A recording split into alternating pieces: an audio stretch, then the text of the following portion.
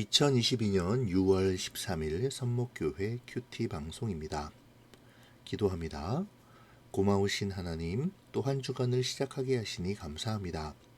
주일을 보내고 일상으로 돌아가는 첫날, 늘 그렇듯이 말씀과 동행하게 하시고 말씀 안에서 우리의 길을 찾게 하여 주시옵소서.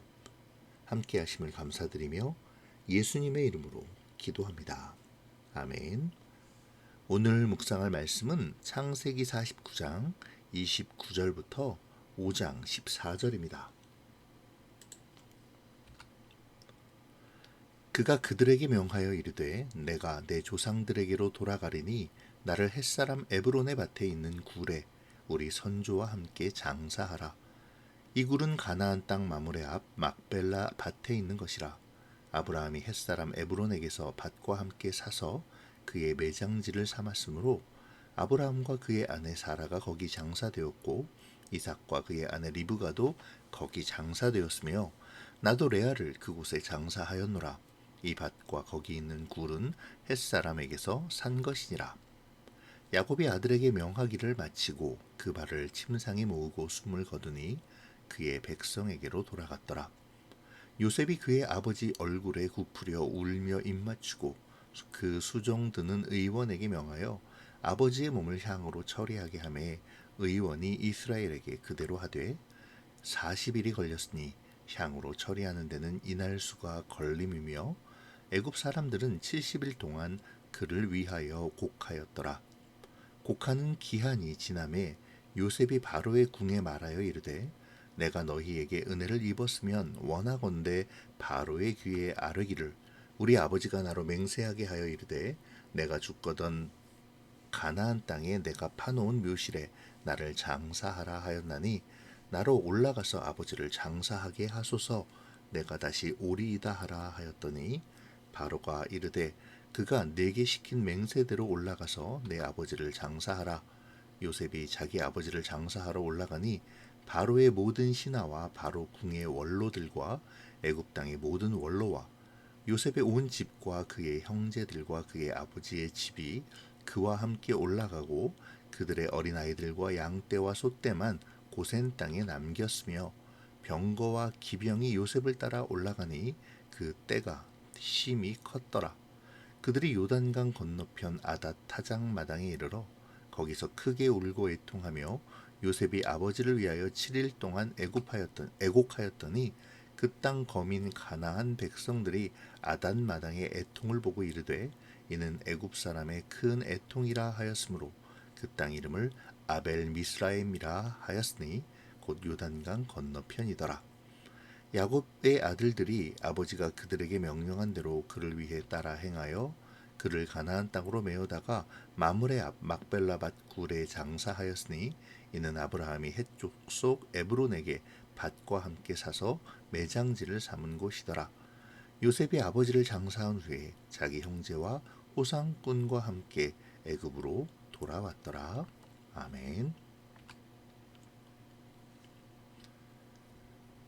아들들에 대한 예언과 축복을 모두 마친 후 야곱은 자신을 아브라함과 이삭 그리고 자신의 아내인 레아가 묻혀 있는 가나안 땅 마므레 앞 막벨라 밭에 있는 조상들의 묘실에 장사할 것을 당부하며 숨을 거둡니다. 그러자 요셉이 슬퍼하며 야곱의 시신을 향으로 처리하도록 지시하죠. 이에 수종드는 의원들이 요셉의 말을 받들어 야곱의 시신을 40일 동안 향으로 처리합니다. 여기서 향으로 처리한다는 것은 곧 고대 애굽의 풍습대로 미이라를 만드는 것을 뜻합니다. 그리고 이 40일을 포함하여 70일 동안 애굽 사람들은 야곱을 위해 애곡하죠. 아마도 애굽에서는 귀한 신분의 사람이 죽으면 70일 동안 애도하는 관습이나 어떤 법이 있었을 것으로 생각됩니다. 그렇다 하더라도 가나안에서 애굽으로 이주한 야곱에게 이러한 지위가 주어지고 지켜졌다는 것은 요셉이 모든 애굽 사람들에 대하여 평판이 좋았음을 의미하는 것이죠. 동시에 야곱 역시 이곳에서 17년이 넘는 세월 동안의 삶을 애굽 사람들에게 존경을 받는 삶을 살았다는 것을 반증하는 것이기도 합니다. 야곱의 장례는 매우 성대하게 치러졌는데요. 요셉은 먼저 애굽의 왕 바로에게 찾아가 아버지 야곱의 유언대로 아버지를 고향인 가나안 땅 막벨라 굴에 매장하고 오겠다고 허락을 구합니다. 그러자 바로는 그것을 허락하죠. 단순히 요셉과 야곱의 집안 사람들뿐 아니라 바로의 모든 신하와 궁을 비롯한 애굽 땅의 모든 원로들이 동행하도록 합니다. 뿐만 아니라 병거와 기병을 보내서 요셉과 그 일행을 호위하도록 하죠. 이렇게 야곱의 장래 행렬은 매우 성대하고 거대해졌습니다. 이들은 요단 건너편 가나안 땅으로 들어가 아닷 타작 마당에 이르고 거기서 7일 동안 애곡하는데요. 이를 보고 그 땅에 거하던 가나안 사람들이 애굽 사람이 와서 크게 애통하였다 해서 아벨 미스라임이라고 부르게 되죠. 현재 이곳이 어디인지는 확실하지 않습니다. 다만 확실한 것은 그들이 지금 가나안 땅에 들어와 있다는 것입니다. 요셉을 비롯한 야곱의 아들들은 아버지의 유언대로 아브라함의 헷 족속 에브론에게 밭과 함께 사서 매장지로 삼았던 그곳 막벨라 굴에 장사하죠. 그리고 요셉은 호상꾼들과 함께 애굽으로 돌아옵니다. 여기서 호상꾼들이라고 부르는 사람들은 이미 언급한 바대로 바로의 모든 신하들과 애굽의 원로들, 그리고 요셉과 야곱의 장래 행렬을 호위한 애굽의 병사들을 의미하는 것이죠. 이들은 끝까지 야곱의 장래에 참여하며 요셉과 동행했습니다.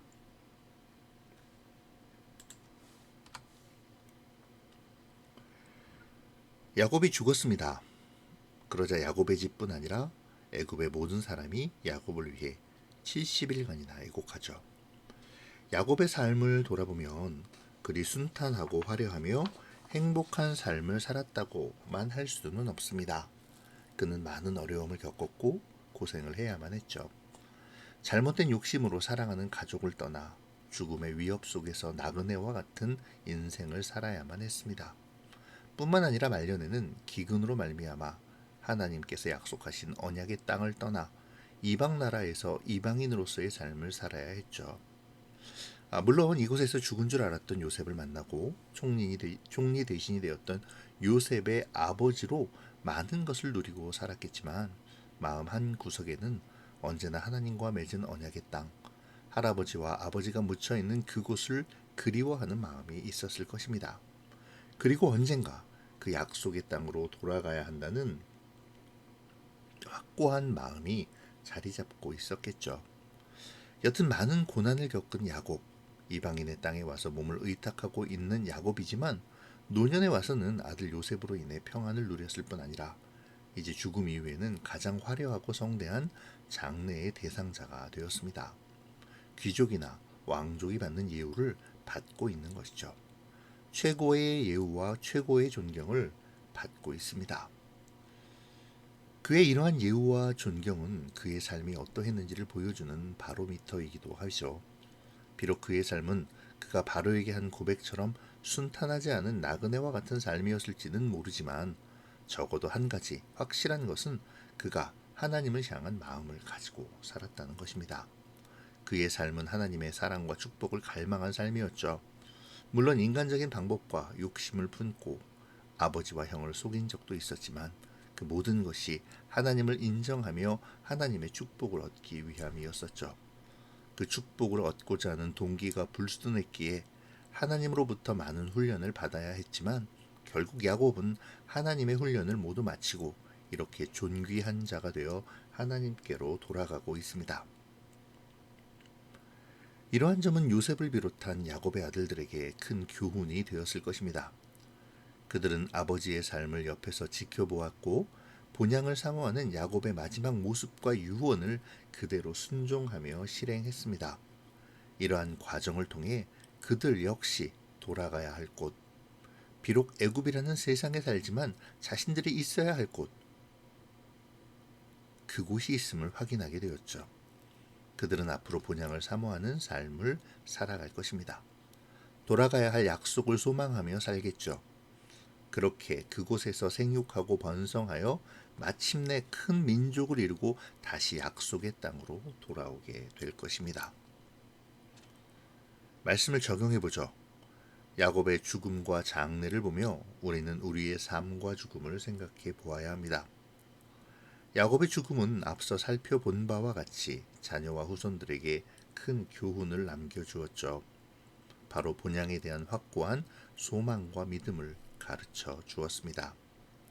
하나님의 약속을 사모하는 자가 돌아갈 곳이 어디인지를 분명히 알려주었죠. 이 시간, 우리가 야곱의 죽음의 시간에서 우리의 삶의 교훈을 얻을 수 있기를 바랍니다. 우리의 삶이 야곱과 같이 힘들고 어려운 순간을 보내고 있다 하더라도, 혹은 세상의 욕심에 이끌려 범죄하고 있다 하더라도 언제나 본향을 생각하며 하나님의 자녀라는 정체성을 잃지 않고 돌이켜 회개하며 하나님을 바라는, 그렇게 약속을 의지하는 삶을 살아가기를 소원합니다.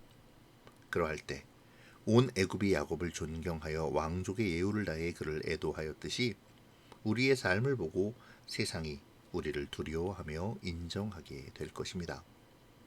하나님께서 책임져 주시고 존귀케 하심, 오늘 본문은 그 사실을 우리에게 보여줍니다. 이 시간 하나님께서 책임져 주시는 삶, 반드시 존귀하게 하시는 하나님의 인도하심을 믿고 의지하는 오늘 우리의 삶이 되기를 소망합니다. 사도 바울은 디모데후서 4장 7절과 8절에서 나는 선한 싸움을 싸우고 나의 달려갈 길을 마치고 믿음을 지켰으니 이제 후로는 나를 위하여 의의 면류관이 예비되었으므로 주 곧 의로우신 재판장이 그날에 내게 주실 것이며 내게만이 아니라 주의 나타나심을 사모하는 모든 자에게도니라 라고 고백합니다. 이 시간 사도 바울의 이 마지막 고백처럼 우리의 믿음의 경주, 곧 선한 싸움과 나의 달려갈 길을 생각하면 좋겠습니다. 야곱의 삶을 생각하며 야곱의 장래의 모습을 묵상하면 좋겠네요. 오직 하나님의 인도하심을 믿고 존귀케 하시는 하나님, 의의 면류관을 예비하신 하나님을 기억하며 우리가 싸워야 할, 달려 살아내어야 할 나의 삶을 묵상하는 오늘이 되시기를 바랍니다. 기도로 마치겠습니다. 좋으신 하나님, 오늘도 말씀을 허락하심을 감사합니다. 오늘 야곱의 죽음과 장래의 모습을 바라보며 귀한 교훈을 얻습니다. 야곱의 삶의 모습을 반추하며 존귀케 하시는 하나님의 인도하심과 이끄심을 새삼 생각해 봅니다. 본향과 약속을 사모하는 야곱의 믿음과 삶을 묵상합니다. 주님, 오늘의 이 말씀을 통해 우리의 삶을 묵상할 수 있게 도와주시옵소서. 오늘 야곱의 존귀한 장래의 모습을 바라보며 우리 역시 약속과 소망을 가지고 달려갈 길과 싸워야 할 선한 싸움 속에서 소망과 확신을 갖도록 우리의 마음을 주장하여 주시기를 바랍니다. 한 주간의 삶도 지켜주셔서 주님과 동행하며 인도함을 따르는 존귀한 삶을 살도록 역사하여 주시옵소서. 감사를 드리며 예수님의 이름으로 기도합니다. 아멘.